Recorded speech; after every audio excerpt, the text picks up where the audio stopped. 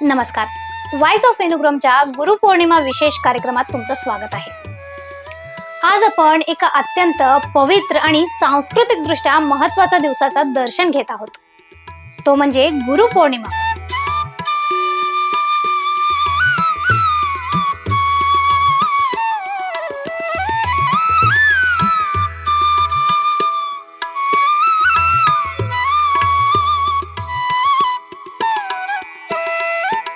गुरुपौर्णिमा म्हणजे एक श्लोक आठवतो.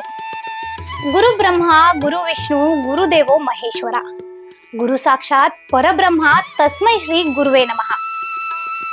गुरु हे ब्रह्मा आहेत जे निर्माण करतात, विष्णू जे जतन करतात आणि शंकर आहेत जे अज्ञानाचा नाश करतात.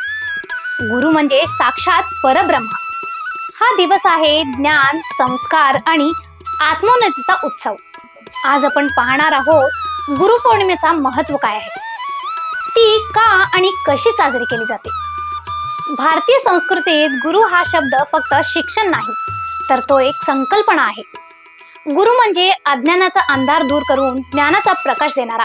गुरु म्हणजे आपल्या आयुष्यातील दिशा ठरवतो, आपल्या विचारांना आकार देतो आणि अपयशातही हात सोडत नाही.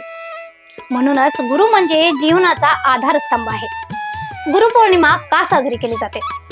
गुरुपौर्णिमेच्या दिवशी महर्षी व्यासांचा जन्म झाला होता, जे वेदांचे संकलन आणि महाभारताचे लेखन आणि आदि गुरु मानले जातात. त्यांच्या स्मरणार्थ आणि आपल्या आयुष्यातील गुरूंच्या योगदानासाठी हा दिवस गुरुपूजेसाठी साजरा केला जातो. शिष्यांनी गुरूंकडून ज्ञान घेतले की त्यांच्या प्रती कृतज्ञता व्यक्त करण्यासाठी हा सर्वोत्तम दिवस आहे.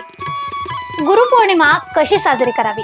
गुरुपौर्णिमेच्या दिवशी आपण काय करू शकतो? आपल्या गुरूंना किंवा शिक्षकांना प्रत्यक्ष भेटून चरण स्पर्श करा.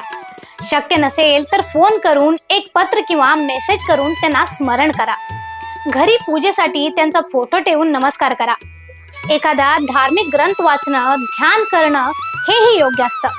शाळा, संस्था किंवा समाजात गुरूंचा सन्मान करणारे कार्यक्रम आयोजित करावे. एक सुंदर विचार. गुरूंचं महत्त्व शब्दात मावणार नाही.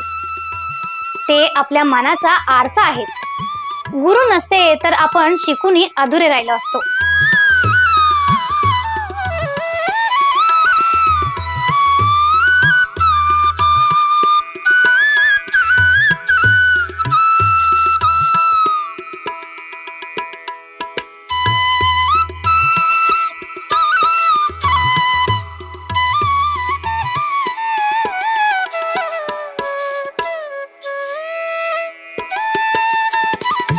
मित्रांनो, आज गुरुपौर्णिमेच्या दिवशी चला आपण आपल्या आयुष्यातील सर्व गुरूंना नमन करूया आणि आपल्यातील ज्ञानाची ज्योत सदैव तेजस्वी ठेवूया.